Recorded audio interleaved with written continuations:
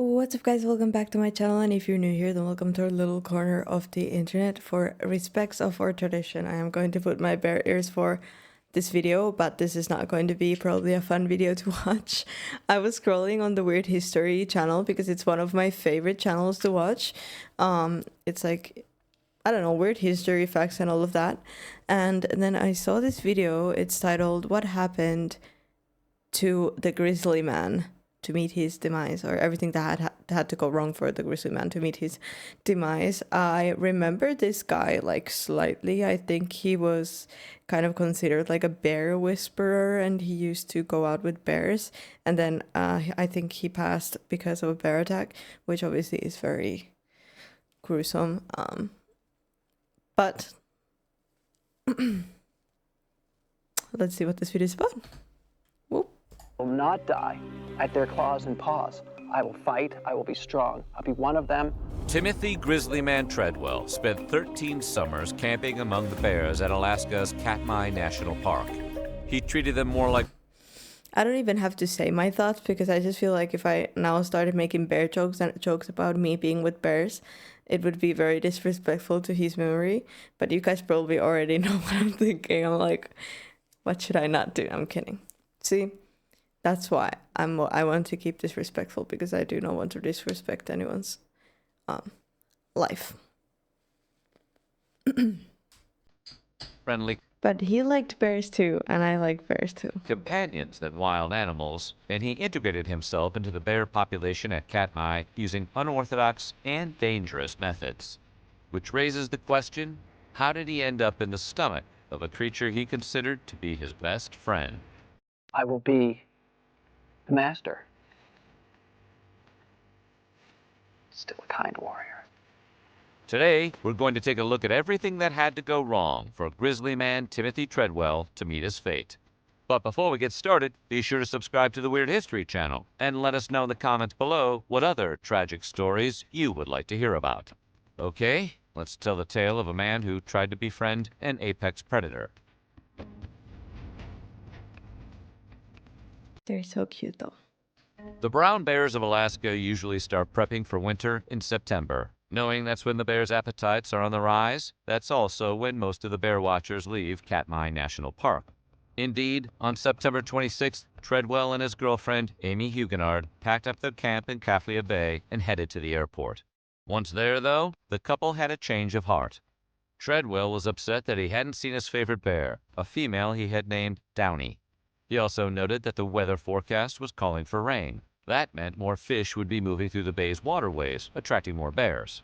Treadwell was also put off by the cost of plane tickets back to his home state of California. After a verbal altercation with an airline employee, he decided to return to the park. The Wow. couple knew what they were up against. Oof. But you could see the bear next year, right? September was a dangerous month in the park due to all the hungry, feeding bears. In a letter dated September 2nd, Treadwell told friends, "I'm going to make it, unless one of the unfriendly bears gets me." Kaflia Bay along the Alaskan Gulf Coast was one of Treadwell's favorite spots for bear watching, and he spent time there every summer. In his 1997 book, Among Grizzlies, he labeled this part of Katmai National Park the Grizzly Maze, because in order to access it, campers had to navigate the web of intersecting grizzly trails in the thick brush surrounding the bay. Treadwell and Huguenard ventured back to the park on September 29th.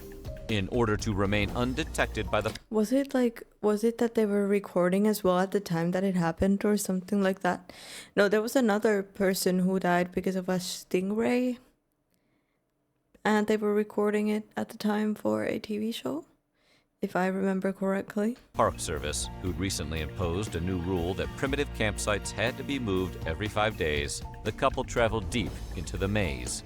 Despite the fact that Treadwell had witnessed some alarming bear behavior while in the maze the previous August, he still set up camp in the most isolated part of it.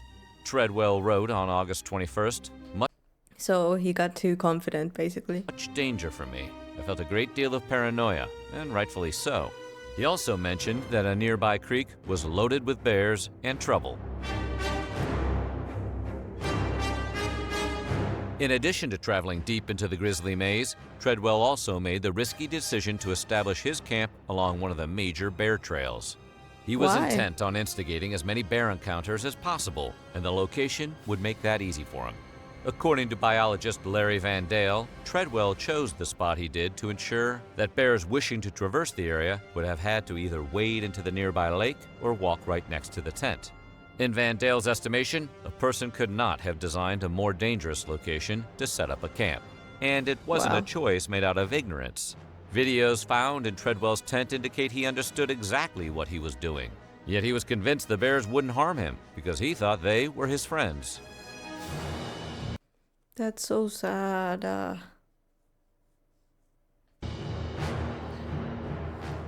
Convinced he had nothing to fear, Treadwell ditched his bear spray and opted not to surround his camp with an electric fence.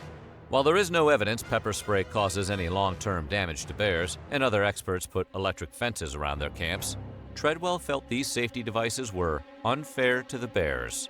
He decided to go without. Treadwell's friends had routinely questioned his tactics throughout his career. They were worried he would wind up getting mauled, but he would just say, "If it happens, it happens." To Larry Van Dale, No, because these are decisions he's consciously making, knowing that, like, he actually, like, got to a point of delusion, which I understand, to which he thought that nothing could ever happen to him. It's kind of like when you have a pet dog, like my dog. I could never imagine her biting me, ever. But it could still happen, because she's a wild, like, not a wild animal, obviously, my dog. But it could still happen, and I should not try my luck, you know, to annoy her. But it was the choice to forego. But I could just never imagine that. I still, like, I go and hug her while she sleeps and, you know, do things that could cause her to freak out. But I think, like, kind of it's like a little bit different with a pet dog, but kind of a similar thing happened here. Any defensive methods or bear deterrence in the camp that sealed Treadwell and Huguenard's fate. In the summer of 2003, Treadwell wrote a letter to a friend in which he observed that a few bears at his camp were more aggressive than usual. Some scientists now believe this behavior was caused by the lack of food that year. Salmon and berries were sparse due to a series of recent droughts.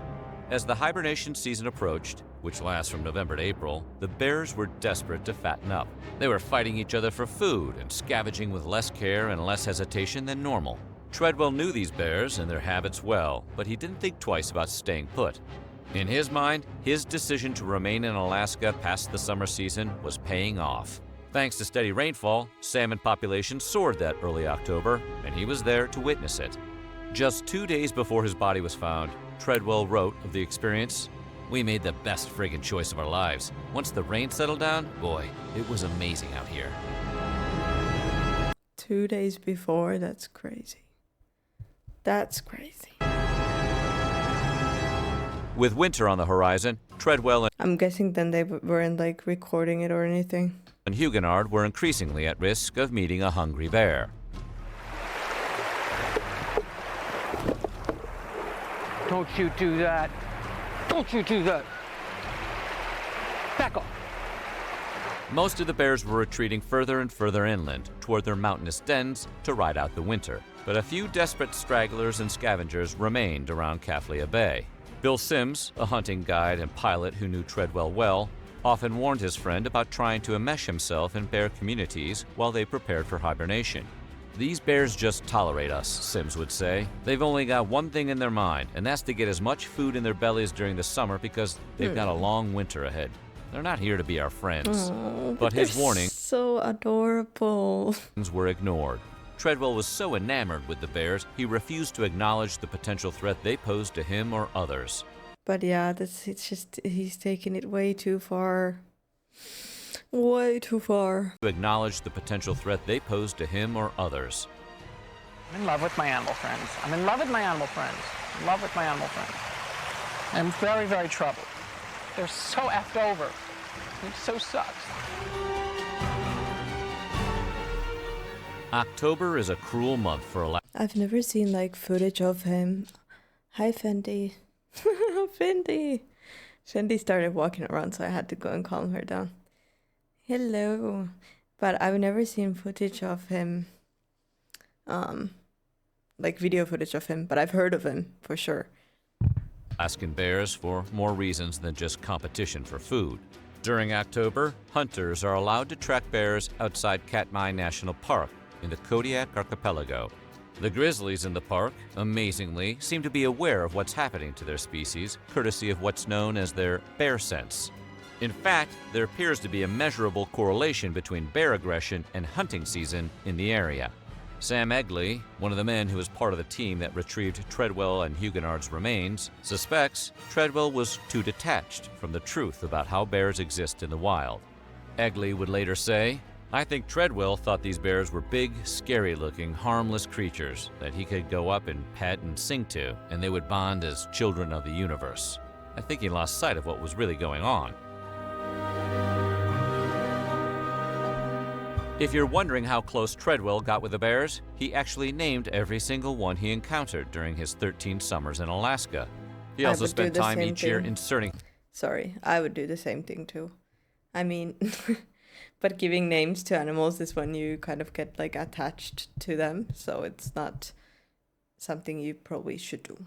...himself in their habitats and camping along their trails. By all accounts, he was pushing the boundaries of human-bear interaction.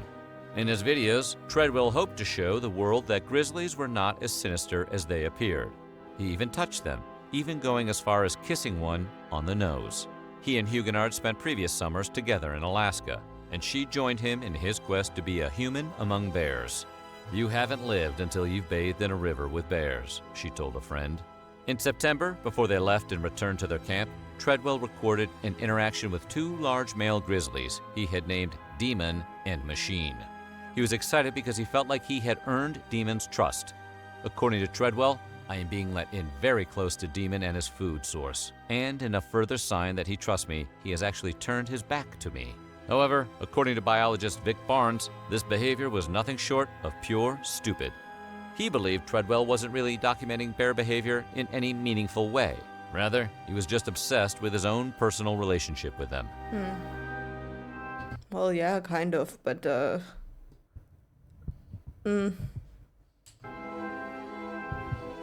The concept of the 25th grizzly refers to the kind of bear that tolerates no man or bear, one that will maul without bias. Treadwell was very familiar with this concept, having written about it in his book. The way Treadwell behaved toward the grizzlies Demon and Machine even implied he believed they met the qualifications to be... That looks horrifying, and to think that that happens to a human. ...considered 25ths. He told Huguenard to keep her distance, but video evidence shows neither bear was interested in them at the time. Despite this, Treadwell was fixated on becoming their friend.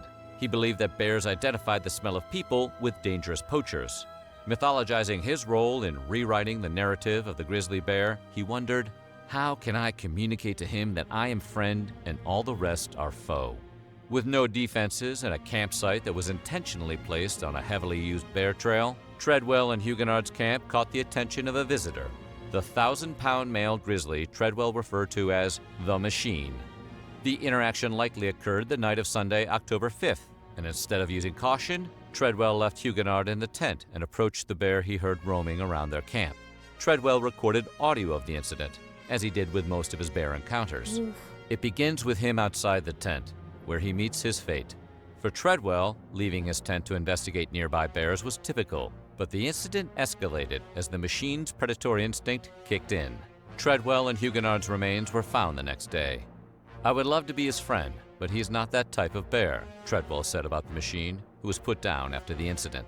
Human remains were found in the bear's... Why was the bear put down though? I mean, imagine you're a bear walking on your trail in the middle of the night and suddenly there's someone just like bothering you. Why was the bear put out after? Like, I don't get it.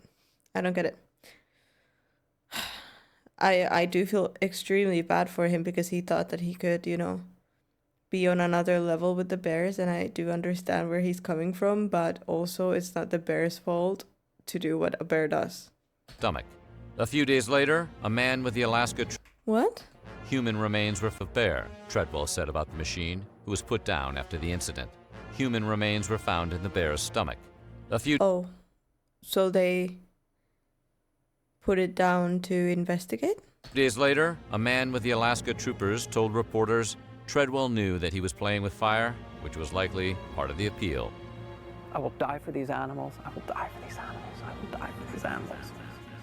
So what do you think? Poor guy, or did Grizzly Man have it coming? Let us know in the comments below, and while you're at it, check out some of these other videos from our weird history.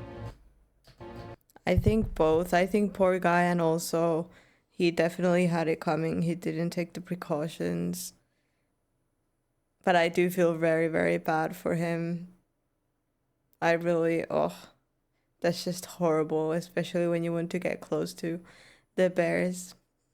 I feel really bad. I also feel bad for the bear. I feel bad, guys. Either way, guys, thank you so much for joining me for this video. I really hope you liked it. Please leave a like, subscribe if you haven't yet. And I'll see you guys in the next video. Bye!